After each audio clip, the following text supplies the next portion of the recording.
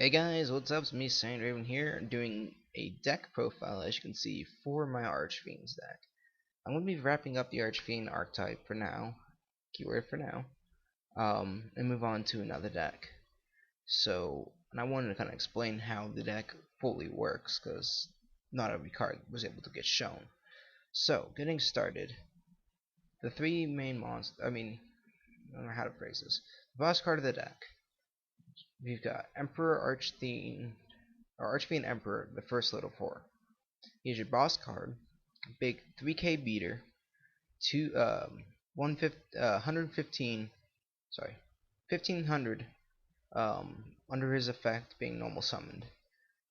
His ability is that you can banish one Archfiend card from your hand or graveyard to target one card on the field and destroy it. And no monsters can be special summoned except for fiends on your side of the field.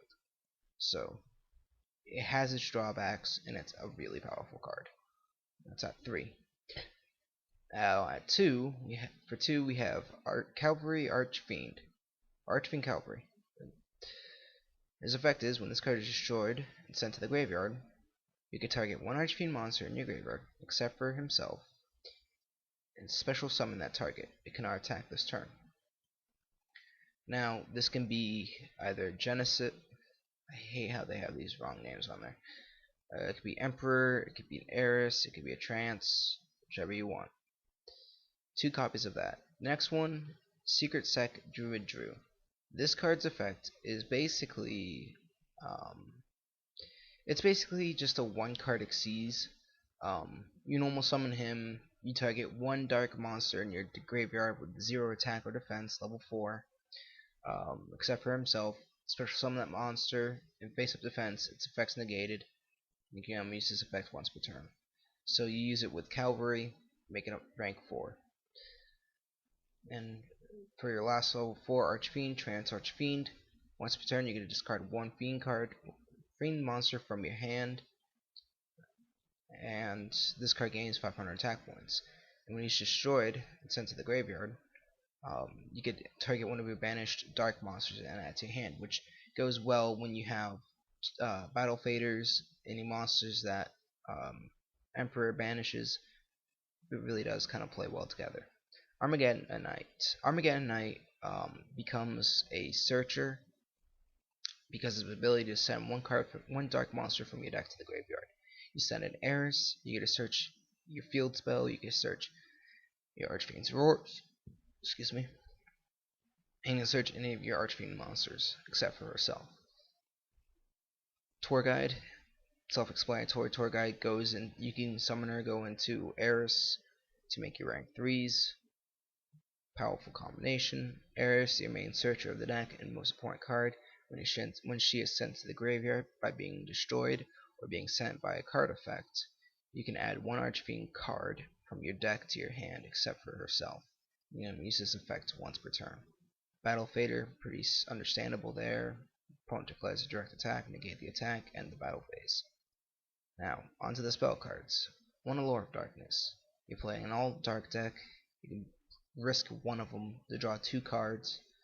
Plus, if you have Trance, you can get back that monster. Dark Hole, just for field clearing.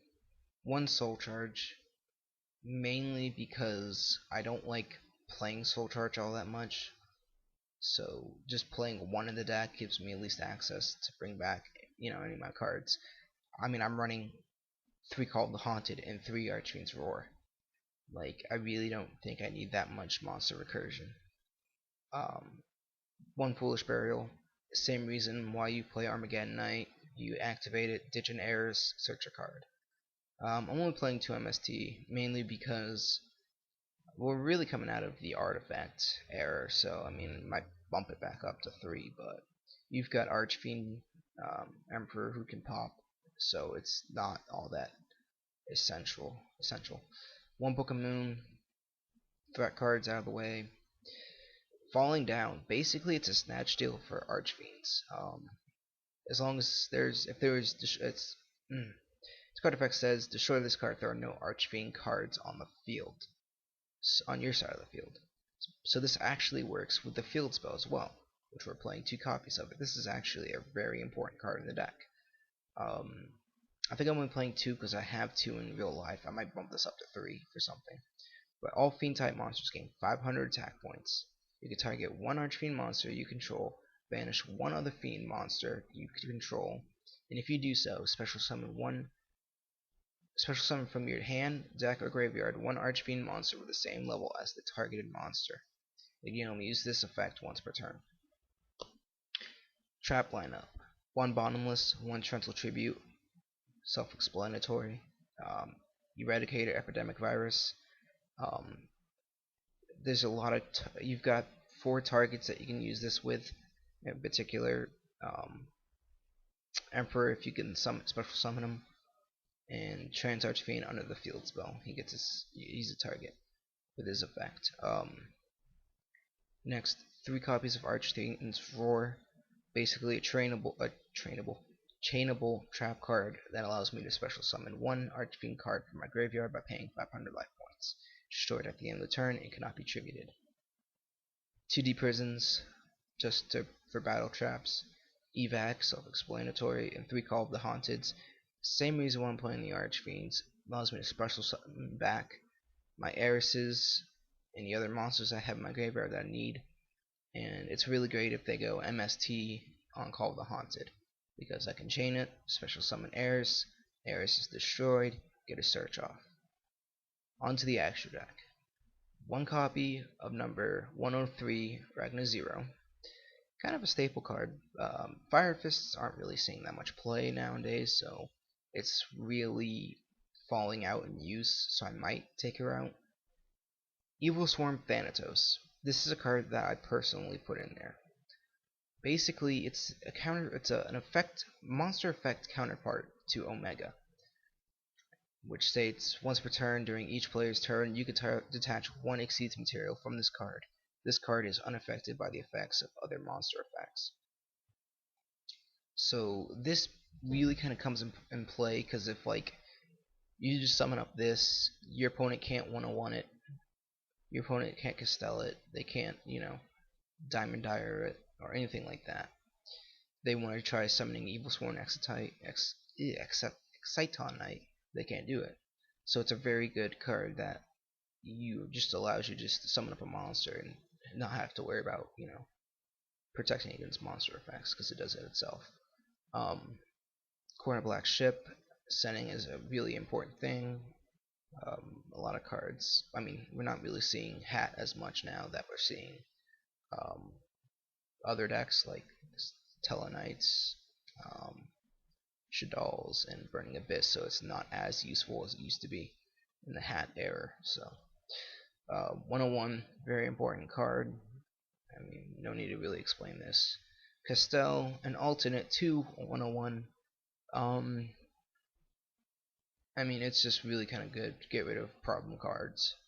Diamond Direwolf, same reason, just gets rid of problem cards. 1 Steel Storm Roach. This is really great against any matchup that really plays higher level monsters. I've actually played this against Lightsworns, and I end up just kind of blocking them completely out of a play, and end up winning the duel because of it. It's a really decent card. Then you got its purified version of Exciton Knight. I mean, self-explanatory. 1 Maestroke, mainly just because Maestroke is just it's just a very utility monster. It's also, since it's a fiend, it also gets a benefit. It gets the boost from Archfiend Palabyrinth, the field spell. So it just benefits off of that. So it's a 23/23 under the field spell, and then I can easily just banish it to summon up another Archfiend. Plus, it actually gives me a target to go into if I have Archfiend Emperor on the field. Cowboy, self-explanatory. Number 17 just gives you a 25 beater. Ghost Trick Alucard. I mean, it gets rid of problem face down cards, and it's just pretty handy. Levier, you do banish a couple of monsters at times, so you can easily get them back. Zen mains and Fortune Tune. These are two of the most important exceeds in this deck. The reason why is their ability to avoid destruction does not count as a cost. So when you detach for it, it's detaching by a card effect, meaning Eris, if she's attached to it, gets its effect and it allows you to search because it was destroyed, because it was sent to the graveyard by a card effect. The same goes with Fortune Tune. Fortune Tune's effect also allows me to gain 500 life points each standby phase. It cannot be targeted, and when this card is sent to the field to the graveyard, target 2 level 3 monsters in your graveyard. Shuffle both of them into your deck, and if you do so, return this card from your deck to your extra deck. And it can be used once per turn.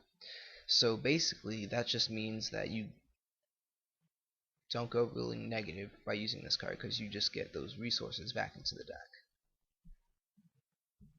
I really don't have an established extra side deck. I don't really play matches, but I mean, this is really all up to player's choice. So, that being all said, this is the deck that I've been playing in the past 4 or 5 days. It's a personal favorite deck that I actually own in real life, minus some of these cards in the extra deck. And I hope you guys enjoyed this video. Be sure to give it a like if you enjoyed it. Elsewise, have a nice day, guys. Peace out.